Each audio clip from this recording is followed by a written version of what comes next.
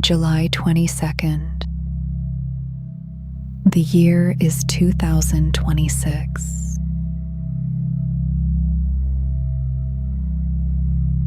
The world is still. Here is what happened.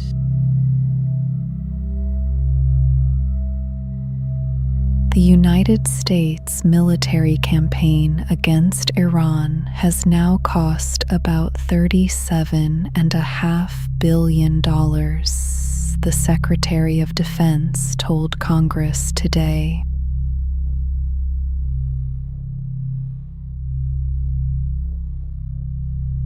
The figure is nearly $8 billion higher than the last official estimate released in May.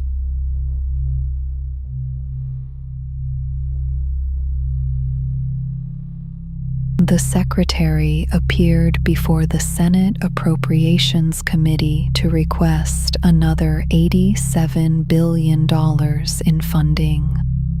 $67 billion of it for Middle East operations.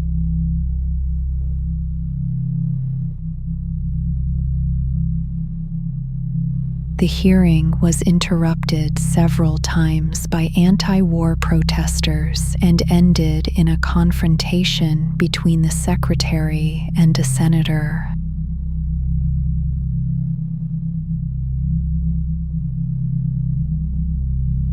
Three American soldiers have been confirmed killed in the region, and the United States carried out strikes for an 11th consecutive day.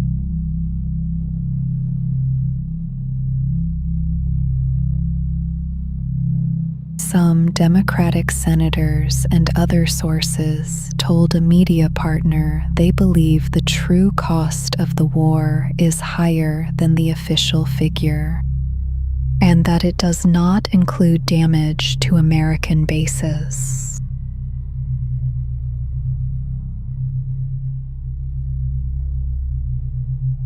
Iran and the United States reached a ceasefire in April, but it broke down and hostilities resumed last week.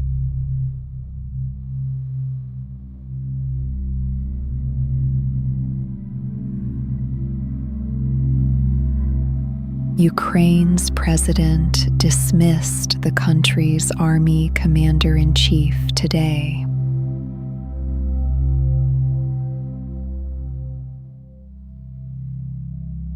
The move came days after the removal of the defense minister, which triggered street protests across the country.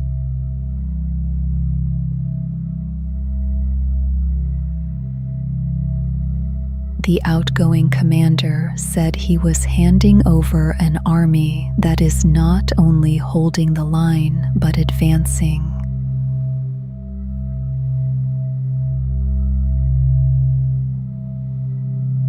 He was replaced by a battle-hardened general seen as younger and more innovative, and understood to be a close ally of the former defense minister.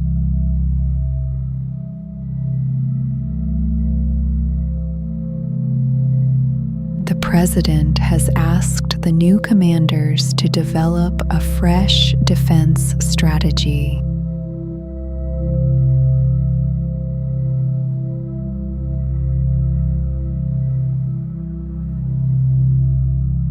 Three American soldiers killed in Iran were brought home today.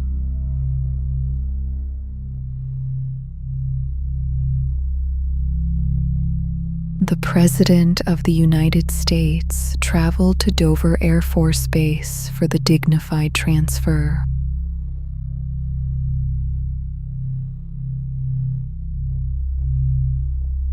The 18 Americans killed in the Iran war have now been publicly identified. The most recent was a 28-year-old sergeant from New York.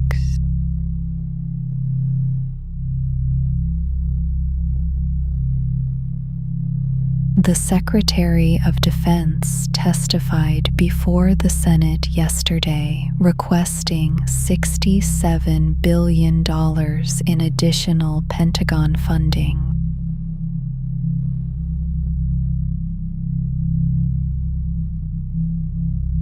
He said the money would replenish equipment and munitions, and warned that without it, service members' pay could face shortfalls.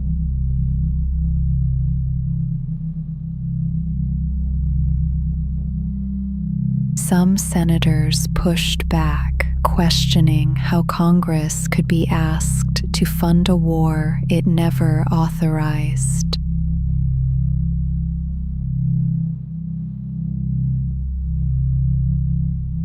The House voted to extend government funding through early December.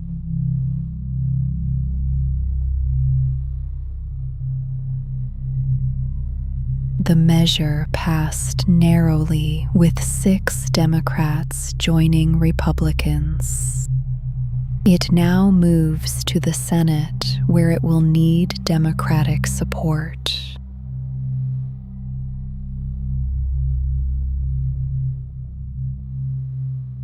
If it fails there, the government could run short of money in September.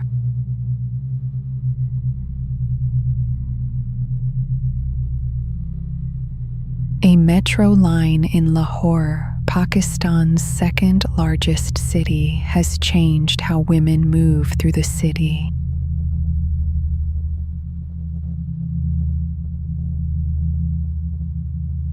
Since opening 6 years ago, the Orange Line has offered women a dedicated section, a measure that riders say has reduced harassment and made daily travel feel safer.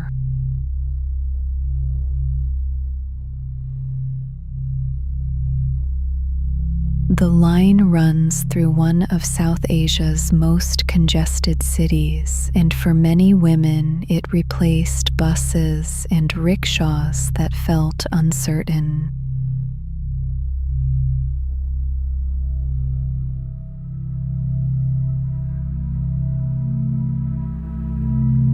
The Food and Drug Administration opened a 2-day expert panel this week on peptide therapies.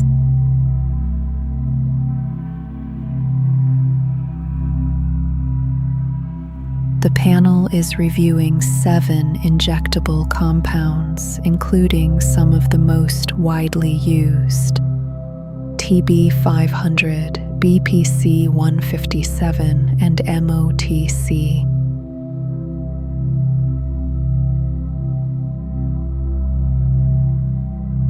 None of the compounds have completed the large-scale trials required for standard drug approval.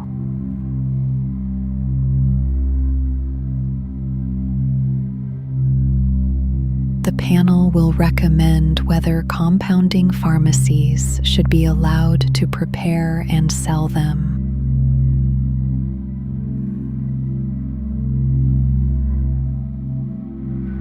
Supporters of the therapies say current restrictions have pushed demand toward unregulated overseas suppliers.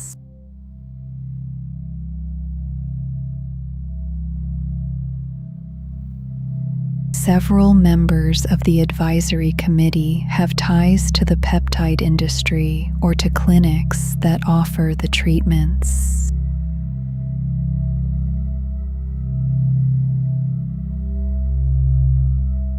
A decision is expected after the panel concludes Friday afternoon.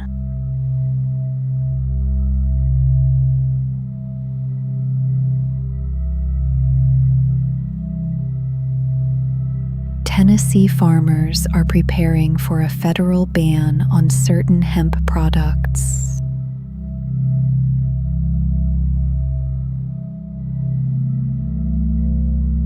A provision in the new Farm Bill closes a loophole that allowed hemp grown for THC products.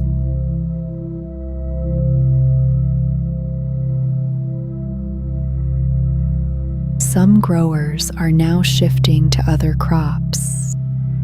Others are waiting to see how enforcement unfolds.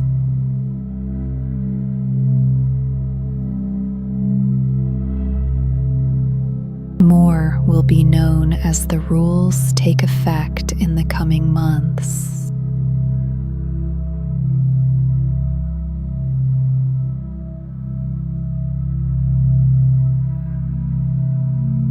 A modeling scout linked to Jeffrey Epstein was found dead at his home near Paris on Monday.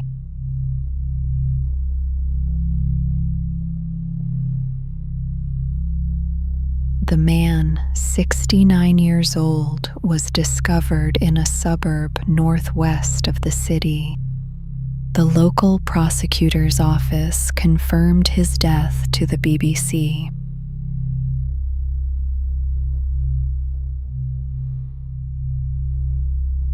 An investigation into the cause of death has been opened and an autopsy will be carried out.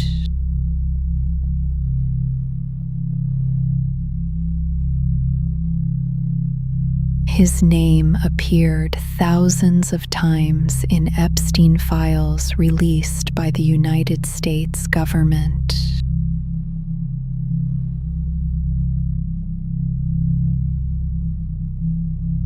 He had faced several complaints in France, including allegations of rape, and denied all wrongdoing before his death.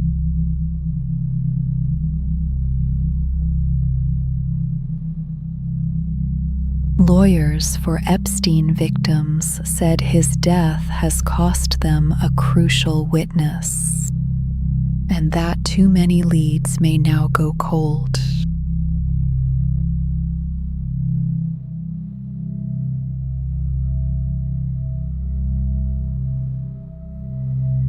A congressional representative won the Republican nomination for Arizona governor on Tuesday.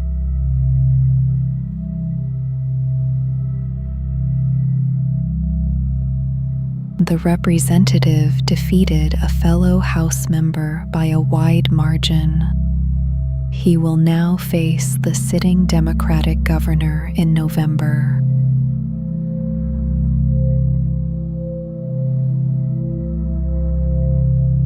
Arizona has shifted between the two parties in recent elections, and the race is expected to be competitive.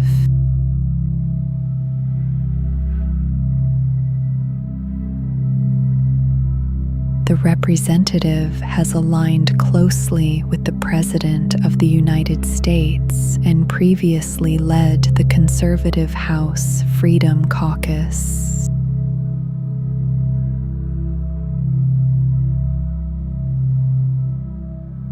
On the Democratic side, a primary contest in the state remained close, with results still coming in.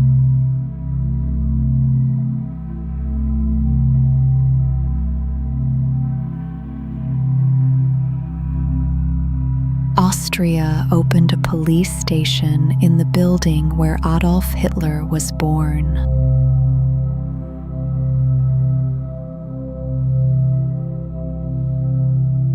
The town is Braunau am Inn, near the German border. The government bought the building in 2017.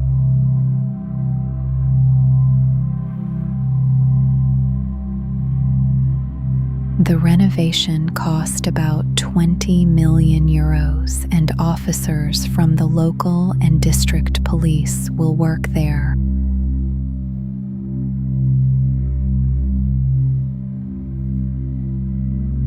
The aim, officials said, was to strip the building of its association with Hitler and discourage neo-Nazi pilgrims.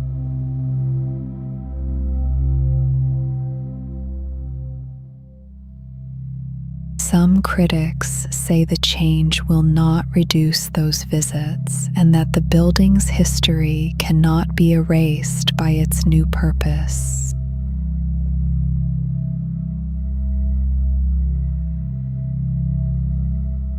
A stone from the Mauthausen concentration camp remains on the pavement outside, inscribed with the words, "Never again, fascism."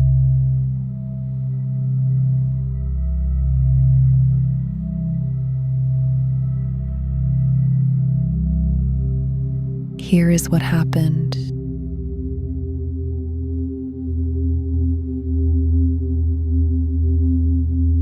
The world is still.